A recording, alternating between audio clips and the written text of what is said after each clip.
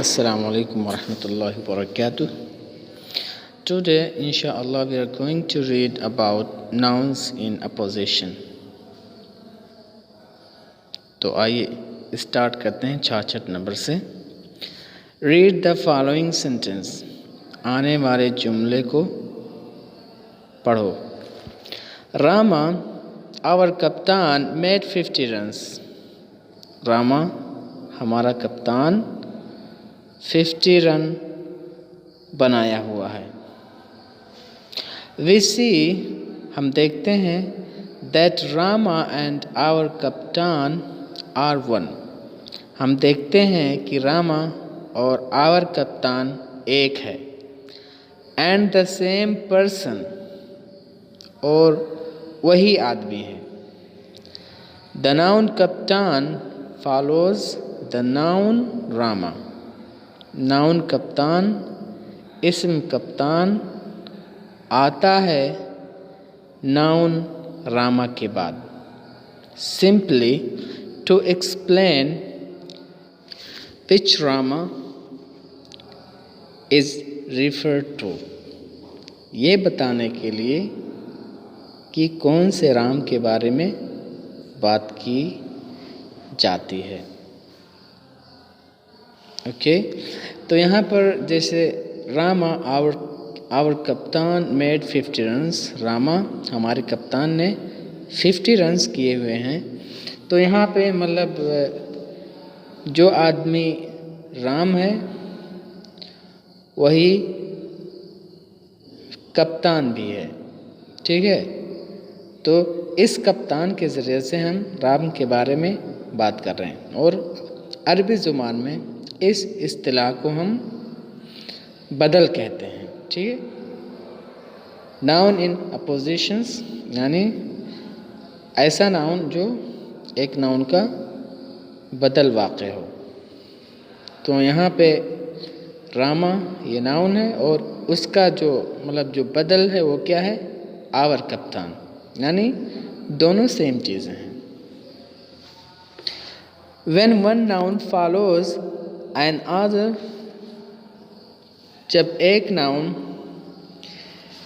एक दूसरे नाउन के बाद आती है, टू डिस्क्राइब इट,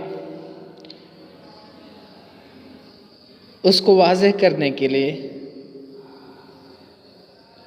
उसको बयान करने के लिए, द नाउन विच फॉलोज, तो नाउन जो उस नाउन के बाद में आती है, is said to be in apposition, उसको कहा जाता है कि वो अपोजिशन में है, वो उसके बदल में आई हुई है.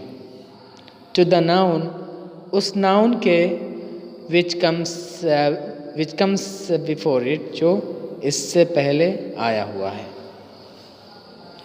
तो यहाँ पर आवर कप्तान जो है, रामा आवर कप्तान मेड 50 रन्स.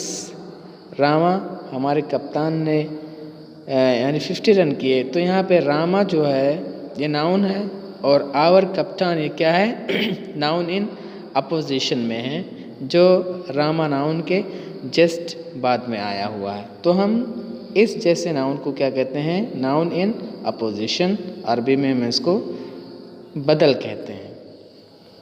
ओके या okay. Opposition means placing near. अब ये अपोजिशन का माना क्या होता है? अपोजिशन के माना होता है करीब में रखना. यानी एक नाउन के बाद एक दूसरे नाउन को उसके जस्ट बाद रख देने को हम क्या कहते हैं, अपोजिशन कहते हैं. A noun in apposition is in the same case as the noun which it explain. और नाउन जो अपोजिशन में होता है, जो बदल होता है, वो सेम केस में होता है उस नाउन के जिसको वो बयान कर रहा है. यानी रामा जिस केस में है उसी केस में आवर कप्तान भी होगा. तो यहाँ पे रामा नॉमिनेटिव केस में है, सब्जेक्टिव केस में है, इसी तरह से आवर कप्तान भी सब्जेक्टिव केस में ही रहेगा।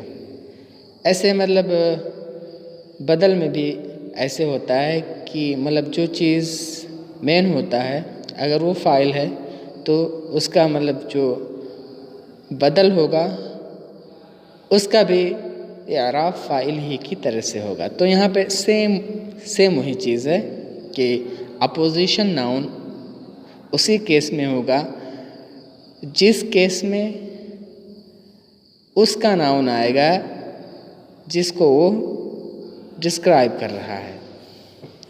तो रामा ये नॉमिनेटिव केस में है, इसी तरह से आवर कप्तान भी नॉमिनेटिव केस में है।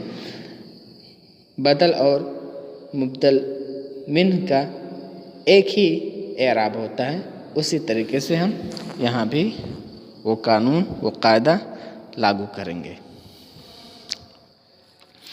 In the above sentence, the noun कप्तान is in opposition.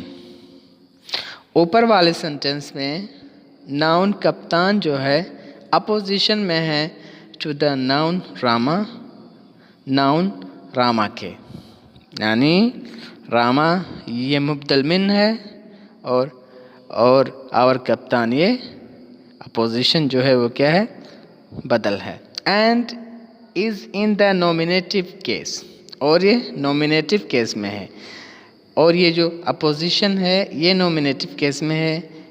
क्यों नॉमिनेटिव केस में है?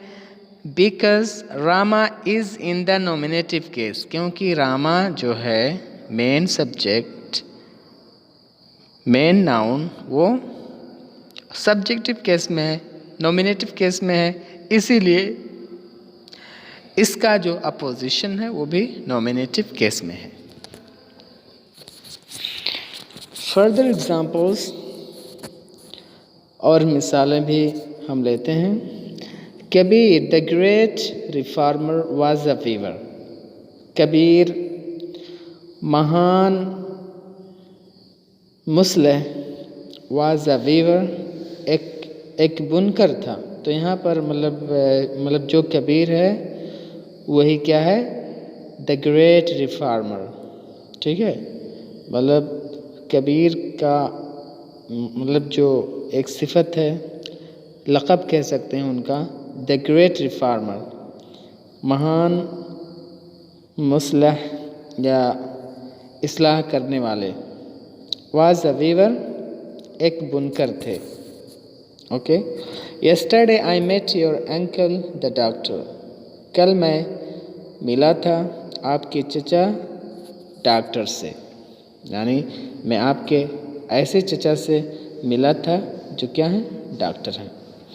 Have you seen Ganguly the artist drawings, क्या तुम देख चुके हो Ganguly the artist drawings, Ganguly कलाकार के ड्राविंग्स को, रसूम को। ओके, तो यहाँ पर इन सेंटेंस नंबर 1 पहले सेंटेंस में the noun in opposition is in the nominative case, noun in opposition मतलब जो है वो क्या है, नॉमिनेटिव केस में। तो यहाँ आप देखेंगे कबीर ये क्या है, सब्जेक्ट है। तो जो नाउन इन अपोजिशन है वो क्या है, द ग्रेट रिफॉर्मर। तो ये भी जो है ये किस केस में है, ये भी नॉमिनेटिव केस में होगा, क्योंकि इसका जो मेन काम है या जिस नाउन को ये एक्सप्लेन करने के लिए आया हुआ है वो भी नॉमिनेटिव केस में है, इसीलिए क्या होगा, ये भी नॉमिनेटिव केस में होगा। इन सेंटेंस नंबर 2,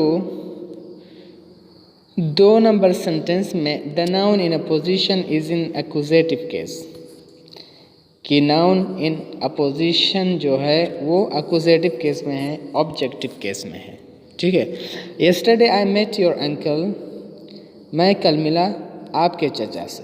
तो यानी अंकल जो यहाँ पे है ऑब्जेक्टिव केस में है, या हम इसको एक्यूजेटिव केस में भी कहते हैं, क्योंकि एक्यूजेटिव केस में है और फिर जो उसका जो वो लेके आया गया मतलब बदल लाया गया द डॉक्टर, तो ये भी एक्यूजेटिव ही केस में होगा, क्योंकि यह जिस चीज़ को वाज़ेह करने के लिए आया है, एक्सप्लेन करने के लिए आया है, और वो है अंकल, वो है एक्यूजेटिव केस में, तो ये भी एक्यूजेटिव केस में होगा, ऑब्जेक्टिव केस में ही होगा। ओके, अब हम तीसरे नंबर के सेंटेंस को देखते हैं। In sentence number 3 the noun in apposition is in the genitive case. और 3 नंबर के सेंटेंस में नाउन इन अपोजिशन जो है ये जेनेटिव केस में है, इजाफती हालत में है। ठीक है, और क्यों इजाफती हालत में है? वो इसलिए क्योंकि गांगुली द आर्टिस्ट, तो मतलब ये जो गांगुली है वही क्या है? The artist. The artist drawings, तो गांगुली मतलब जो है मतलब ये था गांगुलीज ड्राविंग्स। तो यहाँ पर क्या हो गया? ये जो द आर्टिस्ट है वही मतलब गांगुली भी है। तो ये जो आर्टिस्ट है ये किस केस में होगा? जेनेटिव केस में है, इजाफती केस में है, इजाफती हालत में है, क्योंकि ये जो गांगुली है वो भी इजाफती हालत में है, इसलिए वो भी इजाफती हालत में है। तो I hope that you understood about the nouns in opposition. इंशाअल्लाह फिर मिलते हैं। अस्सलाम वालेकुम रहमतुल्लाहि व बरकातहू।